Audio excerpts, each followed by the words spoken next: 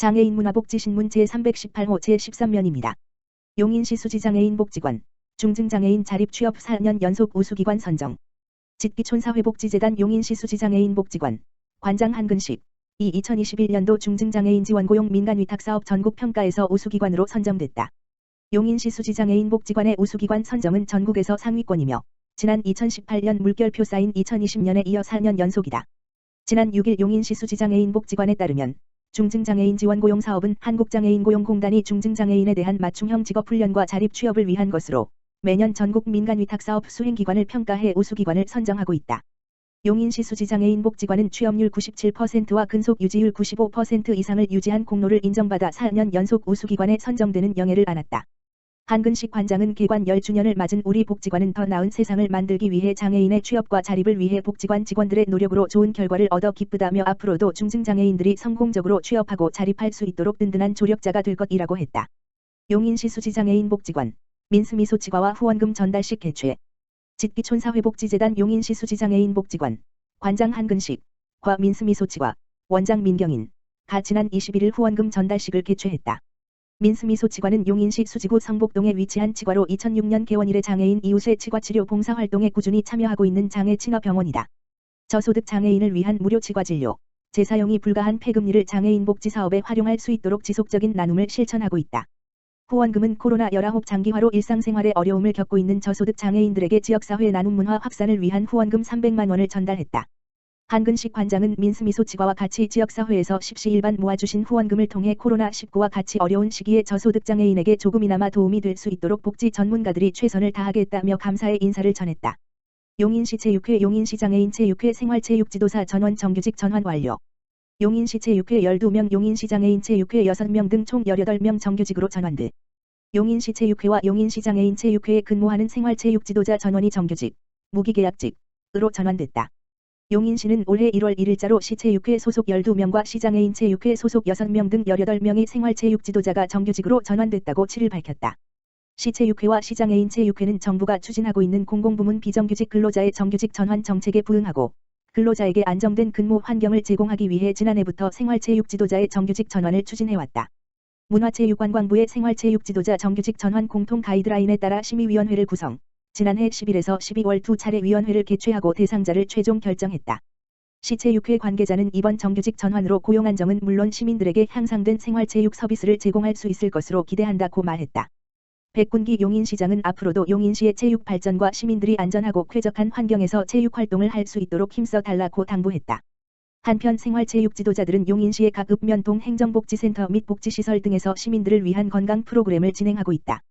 특히 코로나19로 대면 수업이 어려운 지난해부터는 온라인 콘텐츠를 제작해 배포하는 등 시민들의 여가 활동과 체력 증진을 위해 힘쓰고 있다. 의정부시 시설관리공단, 교통약자 지원 차량 이용 고객의 감사의 마음 전달. 의정부시 시설관리공단, 이사장 임혜명, www.cgol.or.kr 이동지원센터는 교통약자 지원 차량 행복콜 이용객을 대상으로 사랑과 감사의 마음을 담아 사은품을 증정하는 행복 나눔 이벤트를 실시하였다.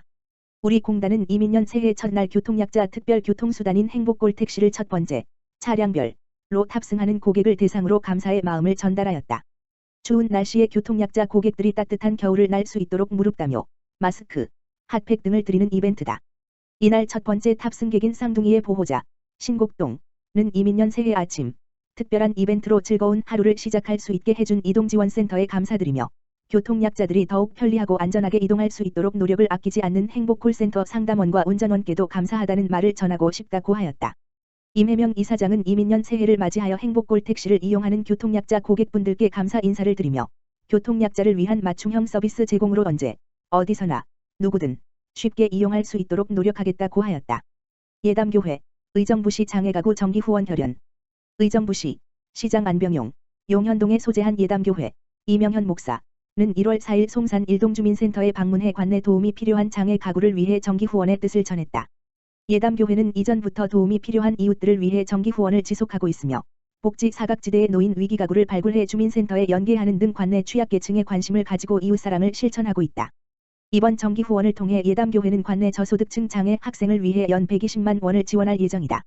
이명현 예담교회 목사는 어려운 이웃들에게 조금이라도 도움을 드리고자 하는 교인들의 뜻을 모아 후원을 하기로 결정했다며 적은 금액이지만 지원을 받는 학생에게 큰 힘이 되었으면 좋겠고 앞으로도 지역사회의 온기가 필요한 이웃들과 함께하는 예담교회가 되겠다고 말했다. 김진수 송산 일동장은 지역사회가 서로 공존하며 살아갈 수 있도록 방법을 찾고 실천해 주셔서 감사드린다. 주민센터에서도 복지 사각지대 해소를 위해 노력하고 다 함께 행복한 송산 일동이 되도록 최선을 다하겠다고 밝혔다. 이천시 2022년도 희망하우징 사업 대상 가구 모집. 장애인 또는 고령자 등 주거 취약계층 대상 맞춤형 집수리 지원. 이천시 시장 엄태준은 주민들의 자발적인 참여를 통한 봉사와 재능 기부를 통해 주거복지 사각지대의 노인 저소득 계층의 열악한 주거 환경을 개선해주는 사업인 2022년도 희망하우징 사업 지원 대상 가구를 모집한다.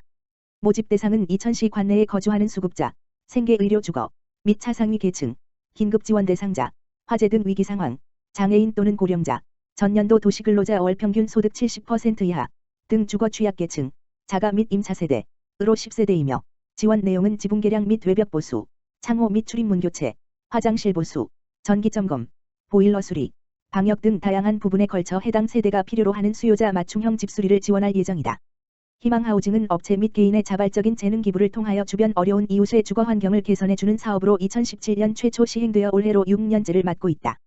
2022년도 희망하우징 사업의 지원을 희망하는 시민은 1월 24일까지 주민등록상 주소지 읍면동 주민센터로 방문 접수하면 되며 신청자가 많을 경우 소득 수준, 주거약자, 주택의 노후도 및 긴급성 여부 등을 고려하여 우선순위에 따라 대상자를 선정할 예정이다.